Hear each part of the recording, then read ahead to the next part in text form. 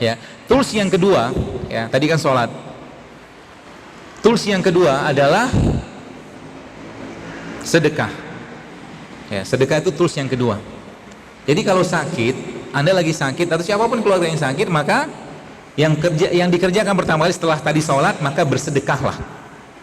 Dan kalau bersedekah, khususnya kalau kita melakukan sedekah itu ya, atau bersedekah, maka jangan tanggung-tanggung. Adabnya kita kalau sholat, gak mungkin kita sholat pakai kaos dalam, gak mungkin. Sama Allah juga sama, ya. Kepada Allah beradablah dengan adab yang terbaik. Kalau di rumah Anda punya baju yang terbaik, pakailah baju itu waktu sholat. Kalau Anda punya sendal yang terbaik, pakailah sendal itu ke masjid. Baru beli sendal, baru beli baju, baru beli apapun, pakailah dulu untuk ibadah. Adabnya kita kepada Allah, termasuk juga uang. Kalau di kantong Anda, misalkan di dompet Anda ada uang 50.000 yang baru sama uang 50.000 yang sudah lecek, maka ketika kencelengan lewat, jangan masukin yang lecek. Ya, jangan masukin yang lecek, masukin yang terbaik. Gitu. Itu adabnya kita kepada Allah. Ya. Atau apalagi yang lain? Caranya gimana? Kolbu kita itu perlu digetarkan. Kalau ini tips saya sih, kalau mau Anda kerjakan sih silakan. Kolbu kita itu perlu digetarkan. Getarkan dengan apa?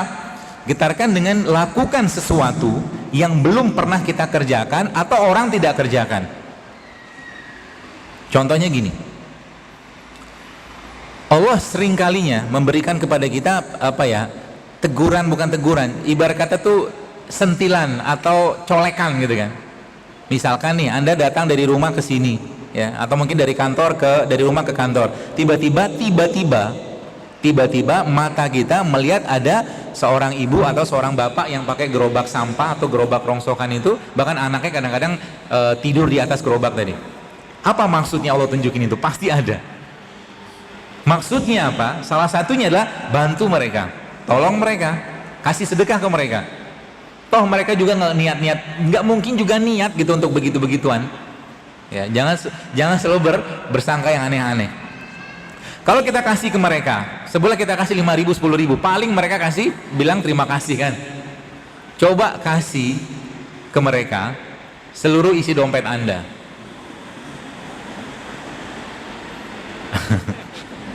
Berani nggak? Ya, kalau nggak berani, turunin dulu. Ya, kasih mereka uang cukup banyak lah dari isi dompet Anda itu. Nanti lihat doanya banyak.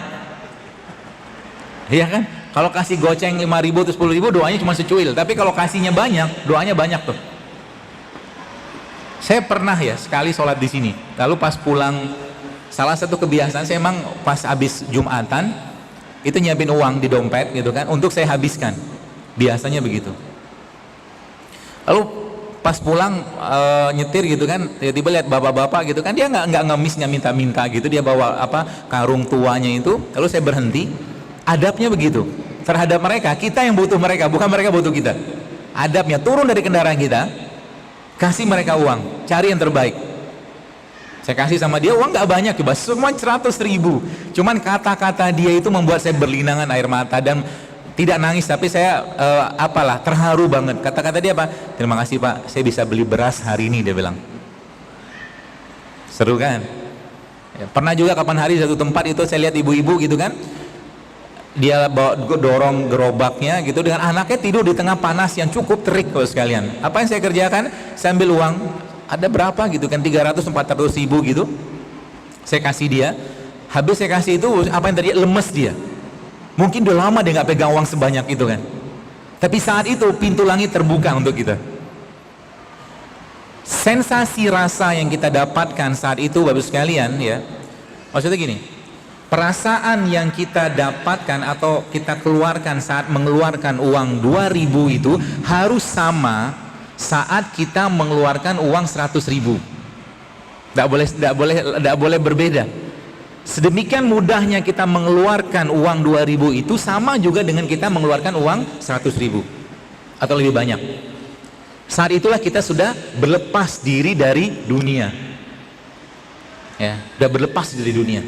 Kita nggak butuh dunia, kita butuh Allah aja, dan pasti Allah akan ganti, tenang aja, pasti Allah akan ganti. Pernah juga suatu hari ini saya bicara supaya Bapak Ibu mudah-mudahan terinspirasi ya, tidak ada maksud ujub atau apapun. Saya pernah suatu hari pengen beli jam. Jam itu cukup mahal harganya untuk saya. Tapi saya ngerti ya, namanya Allah begitu mudah kalau mau kasih kan. Jam itu saya lihat di sebuah mall, saya bilang sama Allah, ya Allah tolong murahkan jam ini untuk saya. Saya bilang gitu sama Allah. Lalu, tidak lama kemudian jam itu bisa saya beli. Dan bangga banget kan, bisa beli sesuatu yang kita inginkan gitu kan. Tak lama kemudian, ya singkat cerita gitu lah. Saya ngisi acara di suatu tempat, di Lampung kalau nggak salah. Lalu saat itu saya sholat duha, lagi nunggu panitia mau jemput. Di samping saya itu ada supir taksi, ya samping saya itu ada supir taksi dan lagi sholat duha juga. Mungkin saya sudah selesai sholat duha saya dan sudah selesai duhanya dan saya baca Quran. Dan saat itu Allah bicara dengan saya. Allah bicara seperti apa? Jadi Allah bicara dengan Al-Quran maksudnya. Allah bilang gini, dan kamu tidak akan, dan engkau tidak akan sampai pada kebajikan yang sempurna hingga engkau menginfakkan apa yang paling kau cintai. Jackpot kan? Ya berkata ya itu banget, mau nguji nih gitu kan. Saya bilang sama Allah dalam doa saya, ya Allah saya nggak cinta jamnya, saya nggak suka jamnya. Ya sudah saya bilang, saya kasih jam, saya buka jam itu saya buka benar-benar. Ya saya kasih dia, sama saya ambil uang di ATM, cukuplah untuk dia mungkin hidup berapa hari gitu kan. Ya dia nggak tahu itu jam cukup mahal. Ya. Dan itu saya kerjakan berkali-kali. Supaya apa? Jangan pernah ada dunia di sini. Di hati kita jangan pernah ada dunia. Ya, jadi kalau kencelengan sekarang lagi lewat, jangan yang paling rendah nilainya yang Anda masukin. Paling gede sekalian. Termasuk banyak orang yang lupa. Banyak orang yang belum tahu, salah satu yang saya sangat suka adalah ngasih makan atau traktir makan orang. Makanan kalau kita makan, ya, ini kan poin kedua nih sedekah. Makanan yang kita makan dulu sekalian akan masuk ke badan kita dan sebagian akan menjadi daging, otot, darah kan gitu. Sebagian dikeluarkan jadi kotoran. Jadi ketika Anda memberikan makan ke seseorang, ya, maka makanan tadi akan menjadi bagian dari badannya. Pasca atau saat setelah Anda ngasih makan tadi ke dia, maka itu akan jadi argonya Anda dalam badannya dia. Paham maksudnya ya? Jadi maksudnya semua amal dia yang dia kerjakan amal baiknya, pasca dia makan makanan tadi, Anda kecipratan pahalanya. Maka jangan pernah mau ditraktir. Apalagi Anda mentraktir orang soleh. Jangan pernah mau. Anda yang bayarin, sebab rugi kalau enggak. Artinya pasca dia makan tadi dan makan itu menjadi bagian dari tubuhnya, maka Anda dapat pahala loh. Kita dapat pahala dari aktivitas amal dia, insya Allah. Seperti itu, amal jari yang luar biasa. Maka ada salah satu syekh itu saya pernah baca itu, dengar suatu kajian itu, dia di Saudi itu dia masih makan tiap hari seumur hidupnya. 600 orang di siang, 600 orang di malam hari, paket makanan tiap hari kayak begitu. Ya luar biasa sedekah ya. Maka kalau untuk Allah kasih yang terbaik, termasuk juga ketika Anda umroh atau haji ya, itu kan sedekah kita sama Allah. Kalau lagi haji atau umroh Anda punya dana cukup, jangan pilih haji atau umroh yang murah. Kalau bisa nanti pesawatnya sekalian bisnis, toh itu kan sedekah kita untuk Allah, pasti diganti. Jangan khawatir. Ya. Jangan pelit sama Allah.